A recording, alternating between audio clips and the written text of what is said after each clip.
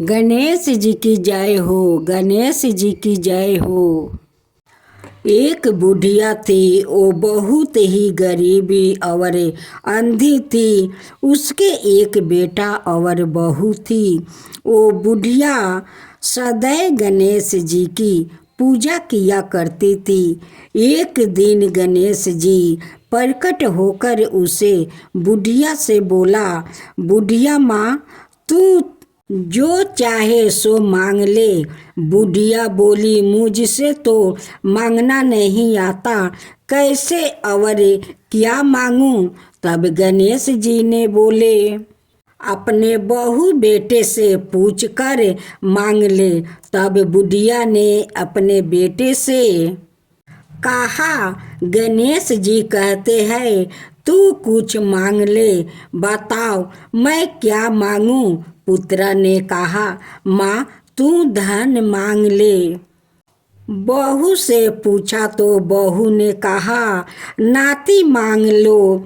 तब बुढ़िया ने सोचा कि यह तो अपने अपने मतलब की बात कह रहे हैं। और उस बुढ़िया ने पड़ोसिन से पूछा तो उन्होंने कहा, बुढ़िया तू तो थोड़े दिन जिएगी, क्यों तू धन मांगे और क्यों तू नाती मांगेगी। तू तो अपने आंखें की रोशनी मांग ले, जिससे तेरी जिंदगी आराम से कट जाए। इस पर बुढ़िया बोली, यदि आप मुझ पर प्रसन्न है तो मुझे 9 करोड़ की माया दे, निरोगी का काया दे, अमर सुहाग दे, आँखों की रोशनी दे, नाती दे, पोता दे और सब परिवार को सुख दे और अंत में मोक्ष दे। यह सुनकर तब गणेश जी ने बोले, बुढ़िया माँ, तूने तो हमें ठगा दिया। फिर भी जो तूने मांगा है वचन के अनुसार सब तुझे मिलेगा। और यह कह कर गणेश जी अंतर्ध्यान हो गए। उधर बुढ़िया माँ ने जो कुछ मांगा वो सब कुछ मिल गया। हे गणेश जी महाराज, जैसे तूने उस बुढ़िया माँ को सब कुछ दिया वैसे ही सबको देना।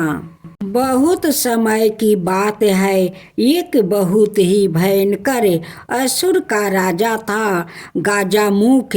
वो बहुत ही शक्तिशाली बनना और धन चाहता था। वो साथ ही सभी देवी देवताओं को अपने बस में करना चाहता था। इसलिए हमेशा भगवान शिव से वरदान के लिए तपस्या करता था। शिव जी से वरदान पाने के लिए वो अपना राज्य छोड़कर जंगल में जाकर रहने लगा और शिव जी से वरदान प्राप्त करने के लिए बिना पानी पिए भोजन खाए रात दिन तपस्या करने लगा। कुछ साल बीत गए। शिव जी उसके अपार तप को देखकर प्रभावित हो गए और शिव जी उसके सामने प्रकट हुए। शिव जी ने खुश होकर उसे दैविक शक्तियाँ प्रदान किया, जिससे वो बहुत शक्तिशाली बन गया। सबसे बड़ी ताकत जो शिव जी ने उसे प्रदान किया वो यह था कि उसे किसी भी शस्त्र से नहीं मारा जा सकता। असुर गजमुख को अपनी शक्तियों पर गर्व हो गया और वह अपने शक्तियाँ दुरुपयोग करने लगा और देवी देवताओं पर आक्रमण करने लगा। मात्र शिव, विष्णु, ब्रह्मा और गणेश ही उसके आतंक से बचे हुए थे। गजमुख चाहता था कि हर कोई देवता उसकी पूजा करे। सभी देवता शिव विष्णु और ब्रह्मा जी से शरण में पहुँचे और अपनी जीवन की रक्षा के लिए गुहार करने लगे। यह सब देखकर शिव जी ने गणेश को असुर गजमुख को यह सब करने से रोकने के लिए भेजा। गणेश जी ने गजमुख के साथ युद्ध किया और असुर गजमुख को पूरी तरह से घायल कर दिया, लेकिन तब भी वो नहीं माना। उस राक्षस ने सवाए को एक मूषक के रूप में बदल लिया और गणेश जी की और आक्रमण करने के लिए दौड़ा। जैसे ही वो गणेश जी के पास पहुंचा, गणेश जी कूद कर उसके ऊपर बैठ गया और गणेश जी ने गजमुख को जीवन भर के मूस में बदल दिया और अपने वाहन के रूप में जीवन भर के लिए रख लिया। बाद में गजमुख भी अपने इस रूप से खुश हुआ और गणेश जी का प्रिय मित्र भी बन गया। आप सुने गणेश भगवान की व्रत कथा। राजा सातानिक ने सुमितु मुनि से पूछा, प्रिय वर गणेश जी को गणों का राजा किसने बनाया और बड़े भैया कार्तिकेय के रहते हुए यह कैसे विघ्नों के अधिकारी हो गए?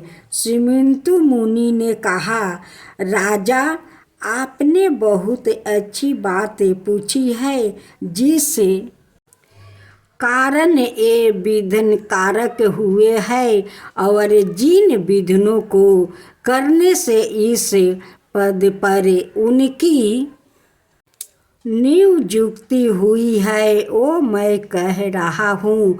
उसे आप एक ग्रह चित होकर सुने।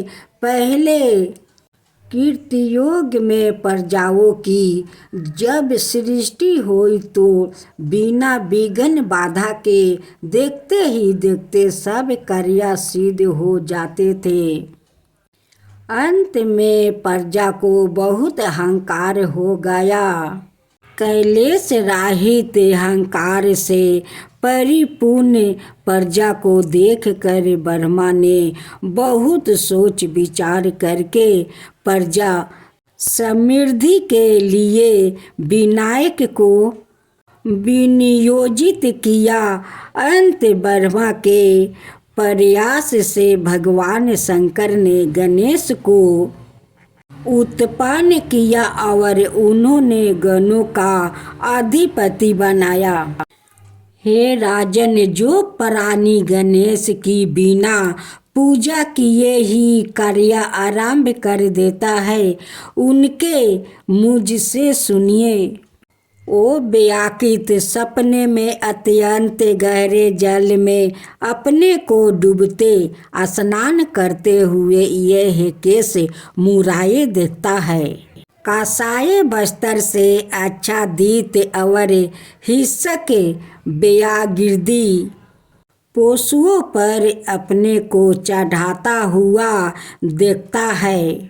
अत्यंत गर्भ और ऊंट आदि पर चढ़ाकर परिजनों से घेरा वो अपने को जाता हुआ देखता।